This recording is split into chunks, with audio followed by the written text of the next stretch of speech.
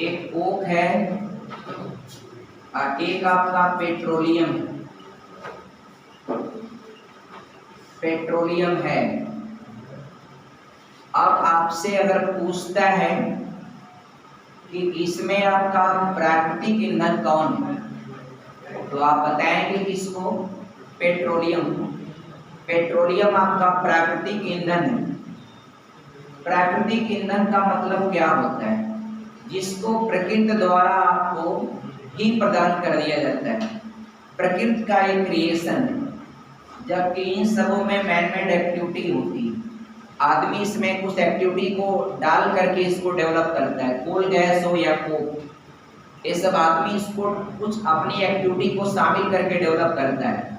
जबकि जो पेट्रोलियम है ना, और पेट्रोलियम पूरी तरह से प्रकृति के द्वारा क्रिएशन होता है, इसलिए पेट्रोलियम आपका प्राकृतिक ईंधन में शामिल किया जाता है। आगे जरा देखिएगा, एक कोयला, पेट्रोल और प्राकृतिक गैस डीजल, ये जीवाश्म ईंधनों में से सबसे स्वच्छतम ईंधन कौन है? देखिए, अब मैं कुछ ऑप्शन आपको दे रहा हूँ, क्वेश्चन बहुत बढ़िया है। देखिए, आपको कई हैं, ये सब रेयर जीवाश्म ईंधन। देखिए जीवाश्म ईंधन क्या होता है? तो जमीन के अंदर जो हजारों लाखों साल पहले जो कुछ भी दबा है, चाहे लिविंग भी क्रिएचर हो चाहे ट्री एंड प्लांट हो, और उनके सड़ने गलने से जो कुछ भी हमें ऊर्जा के स्वरूप प्राप्त होता है, वो सब आपका जीवाश्म ईंधन होता है। तो जीवाश्म ईंधन में मित्रों आपका एक तो कोयला है, जीवाश्म ईंधन। जीवाश्म ईंधन में आपका कोयला है। क्या है? कोयला। कोयला ले लीजिए। कोयला के अलावा है डियर पेट्रोल ले लीजिए आपका। पेट्रोल है प्राकृतिक गैस, एक पेट्रोल है, पेट्रोल फिर प्राकृतिक गैस, प्राकृतिक गैस। इसके अलावा एक और ऑप्शन है, 4 ऑप्शन दिया है। एक और दिया है मित्रों डीजल। ये जो डीजल, ये 4 देख रहे हैं ना। अब डीजल, तो आपको इनमें से पूछ रहा है ना, सबसे स्वच्छतम ईंधन कौन सा है? स्वच्छ माने होता है जो पर्यावरण के साथ सबसे कम पोल्यूशन क्रिएट करे। पर्यावरण के साथ जो सबसे कम पोल्यूशन क्रिएट करता है, वो आपका क्या होता है? सबसे स्वच्छतम ईंधन होता है, जिसका सबसे कम जो है प्रकृति को या आपके एनवायरनमेंट को सबसे कम पोल्यूटेड किया जाता है। तो मित्रों अगर देखा जाए तो सबसे अधिक आपका कोयला पोल्यूट करता है। कोयला का पोल्यूशन बहुत ज्यादा होता है। ये सबसे स्वच्छतम देखिए, जीवाश्म ईंधन में तो सभी आ जाएंगे, सभी जमीन के अंदर से निकाले जाते हैं, लेकिन सबसे बेटर या एनवायरनमेंट के लिए सबसे अच्छा कौन है? तो कोयला तो हम कहेंगे नहीं, क्योंकि कोयला आपका डियर ये बहुत ज्यादा आपका धुआं देता है, यानी कार्बन मोनोऑक्साइड इससे बहुत ज्यादा निकलता है। कोयले को जलाएंगे तो उससे हानिकारक गैस निकलती, कार्बन मोनोऑक्साइड CO।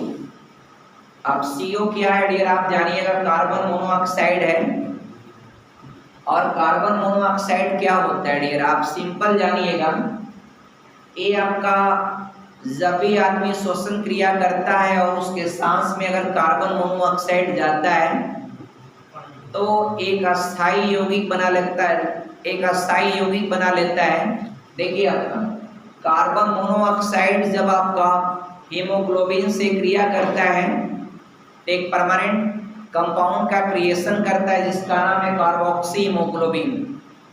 तो आपके शरीर में जितना भी हीमोग्लोबिन है वो धीरे धीरे वो आपका एक अस्थाई यौगिक में बदल देगा। तो आपके बॉडी में हीमोग्लोबिन नहीं रह जाएगा तो व्यक्ति अपना जीवन सर्वाइव नहीं कर पाएगा। तो यह हानिकारक होता है जो कोयले से निकलता है। इसके अलावा कोयले को यदि आप बर्न करेंगे तो आपका सल्फर डाइऑक्साइड भी निकलती है और भी कुछ हानिकारक गैसें निकलती हैं। एक बात और सुना होगा, एक प्रश्न आता है कि कोल खदानों में यदि विस्फोट होता है तो विस्फोट आपका किस गैस के कारण होता है, तो आप बताइएगा मीथेन के कारण। चूंकि डियर आप जानते हैं मीथेन जो होता है वह बायोगैस का मेन कंपोनेंट होता है। बायोगैस का मेन कंपोनेंट है क्या आपका मीथेन। अब मीथेन अगर बायोगैस का मेन कंपोनेंट है, मीथेन एक प्रकार का ईंधन होता है, तो कोल खदानों में वह हजारों लाखों साल पहले जमीन के अंदर वह दबा होता है। तो जमीन के अंदर जो बड़े बड़े जंगल दबे हैं तो वहां पर मीथेन गैस का क्रिएशन हुआ रहता है। तो जगह जगह रहता है, तो कभी खुदाई करते समय कोई ध्यान नहीं देता है, अचानक मीथेन गैस का रिसाव होने लगता है। तो अगर वहां किसी प्रकार का ज्वलनशील चीज पा जाता है, तुरंत आपका क्या लग जाता है, आग। या मित्रों देखा होगा बहुत सारा झारखंड में आप जाएंगे तो देखेंगे वहां कोल खदानें जहां भी हैं वहां पर जमीन के अंदर से जब आग निकलती है तो गर्मी के सीजन में वो बराबर आग जलती ही रहती है। वहां पर कितना भी पानी डालेंगे वह मीथेन गैस का रिसाव होता है, और नीचे से रिसाव होगा, हमेशा वह जलता ही रहता है। ऊपर से आप पानी से बुझाएंगे, फिर आपका तुरंत थोड़ी देर बाद हीटिंग होगा और आपका वह ऑक्सीजन सूर्य के प्रकाश में गर्म होकर के वह जल जाता है। तो मीथेन एक प्रकार का ईंधन होता है, बायोगैस या गोबर गैस का मेन कंपोनेंट। आप इसको याद रखिएगा, मीथेन गैस को ही मार्स गैस कहते हैं। और जिस मिट्टी में ह्यूमस होता है, यानी पेड़ पौधों की पत्तियां जिस मिट्टी में ज्यादा सड़ती हैं उसमें मार्स गैस की मात्रा ज्यादा होती है, और वह मिट्टी फर्टिलिटी या उत्पादकता के लिए क्या होती, बेहतर होती है। इसलिए दलदली स्थानों पर जो गैस निकलती है वो आपका मीथेन होती है, इसलिए मीथेन गैस को हम मार्स गैस भी कहते हैं। और मीथेन गैस एक प्रकार का बेस्ट ईंधन होता है, और यह मेन कंपोनेंट सीएनजी का भी है, और मेन कंपोनेंट आपका बायोगैस का है, मेन कंपोनेंट आपका डियर गोबर गैस बायोगैस दोनों सेम है। हाँ एलपीजी का कहेंगे तो एलपीजी आपका प्राकृतिक गैस से आपका बनाया जाता है। तो लिक्विफाइड पेट्रोलियम गैस उसका जो मेन कंपोनेंट होता है वो आपका ब्यूटेन होता है। पेट्रोल को कहेंगे, पेट्रोल आपका डीजल की तुलना में पोल्यूशन कम देता है। पेट्रोल और किसी भी ईंधन का जो गुणवत्ता होती है वह उसके ऑक्टेन नंबर पर डिपेंड करता है। तो किसी भी ईंधन का ऑक्टेन नंबर जितना ज्यादा होगा वह ईंधन उतना बढ़िया होता है। ऑक्टेन नंबर आप फिजिक्स केमिस्ट्री में पढ़ा होगा, केमिस्ट्री में इंटरमीडिएट में ऑक्टेन नंबर क्या होता है। तो ऑक्टेन नंबर किसी भी ईंधन की गुणवत्ता का एक पैमाना होता है, और जिस भी ईंधन का ऑक्टेन नंबर जितना ज्यादा होता है वह ईंधन उतना ही बढ़िया माना जाता है। पेट्रोल की बात हो गई कंफर्म आपका। अब बात कर लें डीजल का।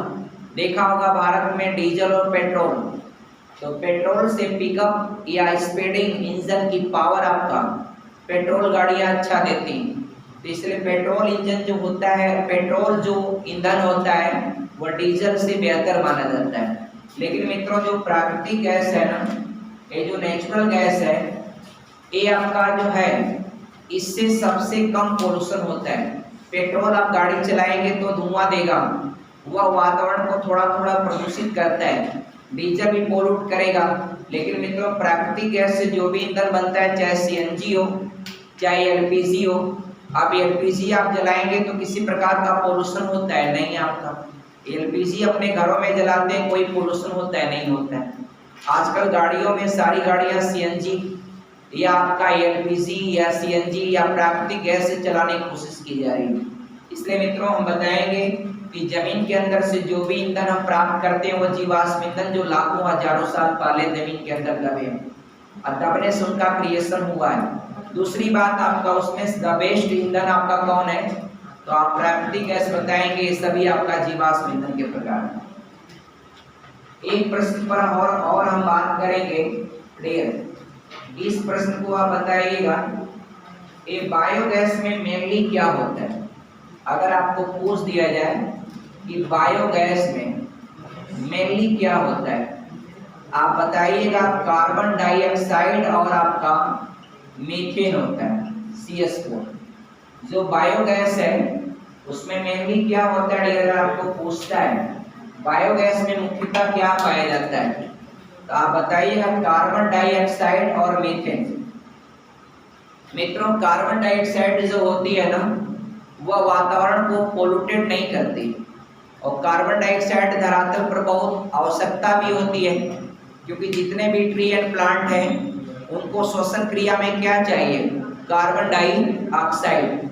वो कार्बन डाइऑक्साइड लेते हैं और ऑक्सीजन आपके लिए रिलीज करते हैं, फिर आप जो उसको लेते हैं ऑक्सीजन को तो आप CO2 रिलीज करते हैं। तो ये साइक्लिक चलता रहता है।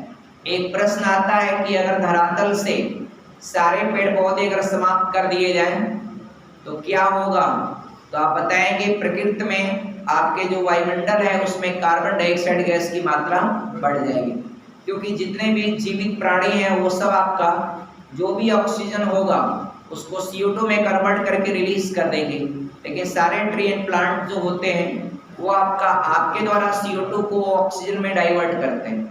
इसलिए पेड़ पौधे हमारे लिए कितना बेहद इंपॉर्टेंट है। इसलिए इस समय अगस्त का फर्स्ट वीक चल रहा है, इसलिए मैं इतना जरूर कहूँगा कि आप कोशिश करें हर कोई इंसान कि पेड़ पौधा लगाएं अपने वातावरण में, अपने प्रकृति में, अपने नेचर में, अपने एरिया में, अपने जहाँ भी आप जिस भी परिवेश में निवास करते हैं वहाँ पर पेड़ पौधों को लगाएं, जिससे कि आपका वातावरण और आप पढ़े होंगे इन्वायरमेंटल में, किसी भी इन्वायरमेंट को अच्छी तरह से बैलेंस करने के लिए 33% आपका ट्री एंड प्लांट का होना जरूरी है, जबकि मित्रों भारत का वर्तमान समय में आंकड़ा लगभग 23% है। तो आप इसको तेजी से बढ़ाएं। अभी आप बगल का एक पड़ोसी मुल्क भूटान है, छोटा सा देश है, वहाँ पर वनाच्छादित परसेंटेज आपका बहुत अच्छा है, अप्रॉक्सीमेटली 90 के आसपास है। आप देखिए कभी भी आप जाइए, आप वहाँ चले जाइए मिजोरम में, वहाँ पर कितना प्रतिशतता अगर भारत का किसी राज्य का वनों का देखा जाए तो मिजोरम परसेंटेज के आधार पर नंबर 1 है। लेकिन वनों का डेंसिटी यानी घनत्व तो देखा जाए सबसे घना वन कहाँ पाए जाते हैं, तो अरुणाचल प्रदेश में पाए जाते हैं। और मित्रों अरुणाचल प्रदेश का जो आबादी है वो आपका एक तरह से बहुत कम है, क्योंकि वो पूरी क्या है, पहाड़ी एरिया, और वहीं पर आपका 4-5 पहाड़ियाँ हैं, डापला, मीरी, अबीर, मिसमी और पटकाई बूम। ये पांचों का पांचों पहाड़ियाँ कहाँ हैं, अरुणाचल प्रदेश में। These all mountain is the part of Shivalik. ये सब किसके हिस्से हैं, शिवालिक के हिस्से हैं। और ये उसी में आपका ऊपर एक नामचा बरवा है जो बृहद हिमालय का हिस्सा है, आप उसको भी जानते हैं। आपका पूर्वोत्तर भारत की जो पहाड़ियां हैं जिसमें आपका पूर्वांचल की पहाड़ियों के नाम से जानते हैं, तो पूर्वांचल की पहाड़ियां is the part of Shivalik. और ये भारत में सबसे अधिक वन का कवरिंग करता है मध्य प्रदेश, सबसे ज्यादा वनाच्छादित एरिया है मध्य प्रदेश का। तो वन हमारे लिए जलवायु में अहम रोल अदा करते हैं, और इसलिए वनों को आपका तेजी से आपको बढ़ाना है। वन हमें आपका हर तरह से बेनिफिटेड और हमारे वातावरण के लिए जरूरी। थैंक्स, आपका जय हिंद।